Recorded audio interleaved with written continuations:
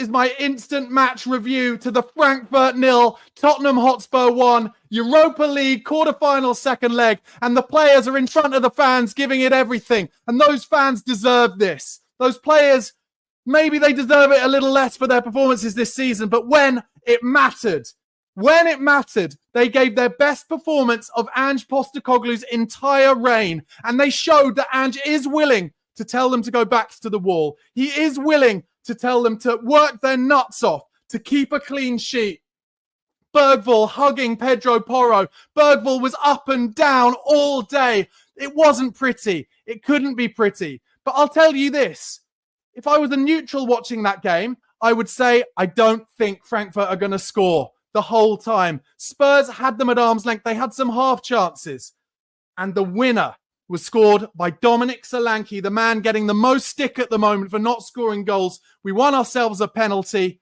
An absolutely heinous foul by their keeper Santos on James Maddison, who had to go off with concussion. And Solanke slots it down the middle. What a night for Tottenham Hotspur Football Club. What a night for big Ange Postecoglou. And I've been saying in my videos for a long time now, if he proves me wrong, if he gets a tune out of these boys away from home when it matters the most, I'm telling you, if he wins this trophy for us, he can stay. He can stay as long as he wants. And tonight they proved that they're not just one-dimensional. They can get their backs against the wall. They can put in 50-50s. They can make it all happen, forward and back. And tonight they did. In their green kit, like the green kit that they wore against Ajax in that second leg of the Champions League semi-final in 2019.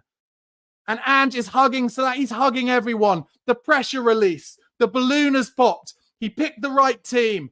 What a night for Tottenham Hotspur through to the UEFA Europa League semi-finals for the first time since 1984, when, don't forget, we won it. And listen, so many Spurs fans have been saying for years now, I don't care about top four. All I care about is winning a trophy. We can finish 17th if we win a trophy. Well, we're still in the hunt. The season goes on. And we went to an incredibly difficult ground with a huge, horrible atmosphere. And we went for it and we took them not apart, not to the cleaners, but we did what needed to be done. And sometimes that's what you have to do. You go to difficult grounds and you do what needed to be done. And Ange's applauding the away fans. And I hope they're chanting his song tonight because he deserves it. He's taken so much flack from me as much as from anybody else. And I'll hold my hands up. I didn't think they had it in them tonight. I didn't think they had it in them to reach that semi-final to keep the season alive. But they did it. They did it.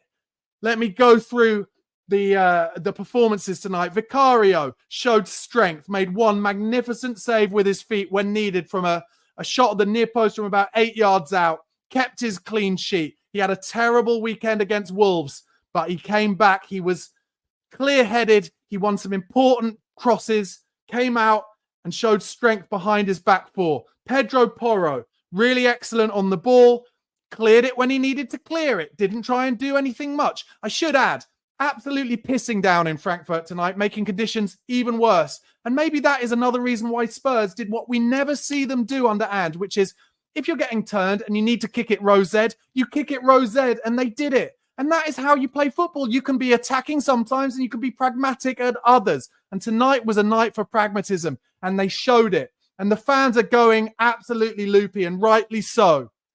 Rightly so. Destiny Udogie was picked ahead of Jed Spence, and again, for the second leg in a row, proved it was the right call by Ange Postecoglou.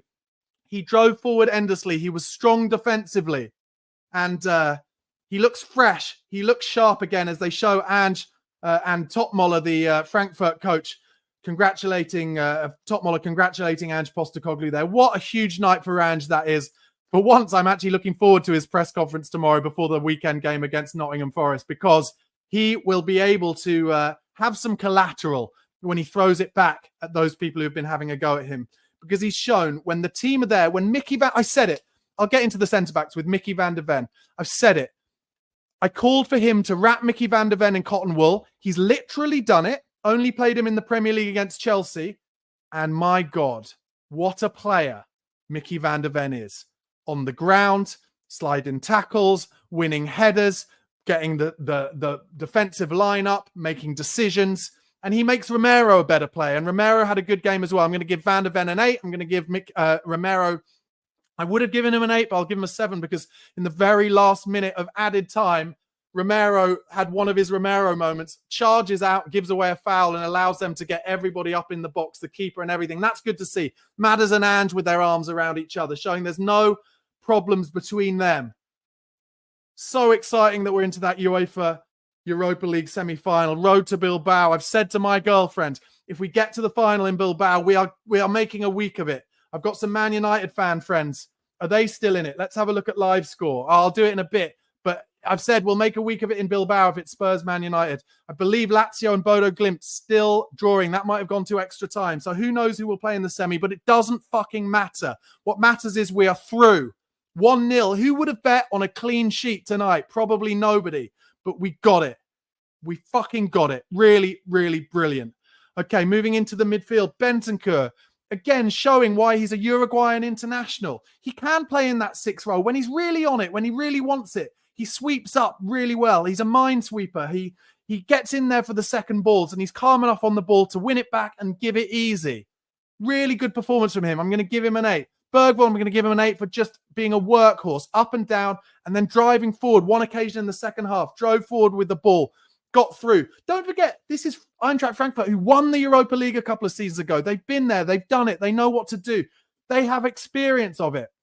And us, with our young squad, 15th, 16th in the Premier League, go there and genuinely believed in themselves. And they've really shoved it down our throats, haven't they? James Maddison, I can only really give him a 6.5. I'll give him a 7 for that amazing run he made that set up the penalty for Solanke's winner. But he then went off concussed. Let's hope he's okay. Then the forward line, Brennan Johnson, I'm going to give a 6. I didn't really think he did that well tonight, but Odobert surely can't be fully fit because he didn't even get a run out.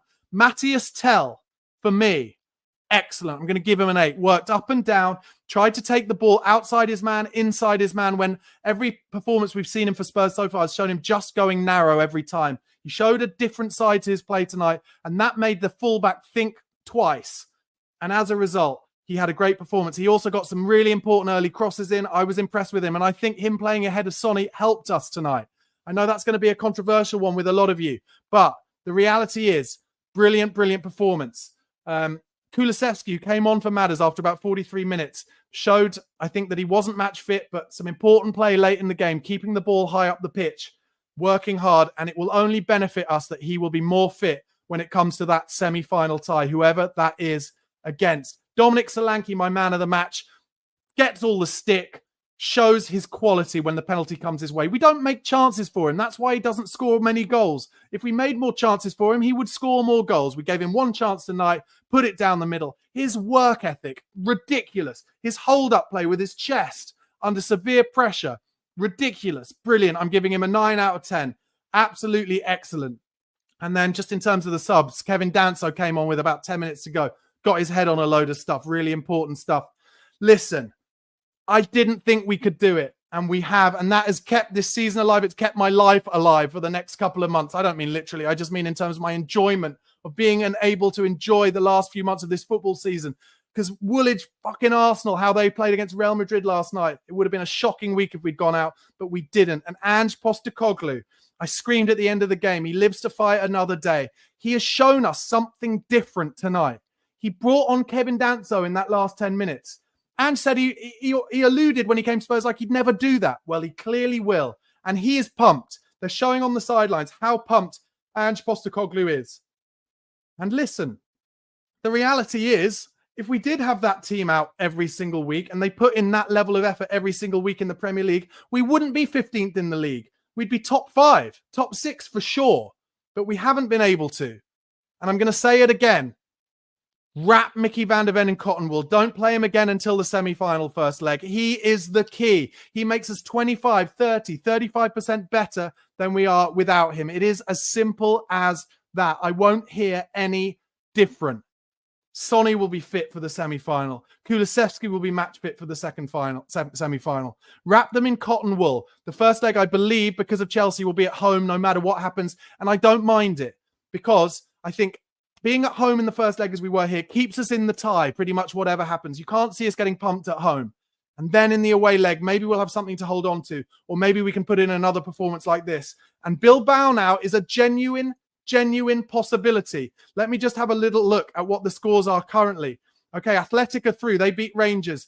Lazio are 3-0 up in extra time against Bodo Glimt. So they're leading by 1 on aggregate. So it looks like it'll be Lazio we play in the two-legged semi-final. And United and Lyon in the other quarterfinal, drawing 2-2 in extra time at the moment. So looking like it might be a Lazio semi. I don't mind it. I don't mind it. I'm telling you, I don't mind it. Let's see what happens. But all that matters is we are in that semi-final. Tottenham have shut some people up. Ange Postecoglou has shut me up tonight, and I'm not ashamed to say it. Well done, big Ange Postecoglou. You say what you want in your post-match presser and in your pre-match Nottingham Forest presser. Stick it right at us. They performed tonight. They performed for you. They showed they're still playing for you. They showed that when it comes to it, we've got our number one first 11 out, and they all put in 110%. We are hard to beat. I wouldn't mind if you found a way to mark the back post a little bit more and block some crosses, but still, we got a clean sheet, and that is all that matters. Guys, I hope you enjoyed it as much as I did. Make sure you press like on this video if you haven't already, and please do subscribe to the channel. Come on, you Spurs.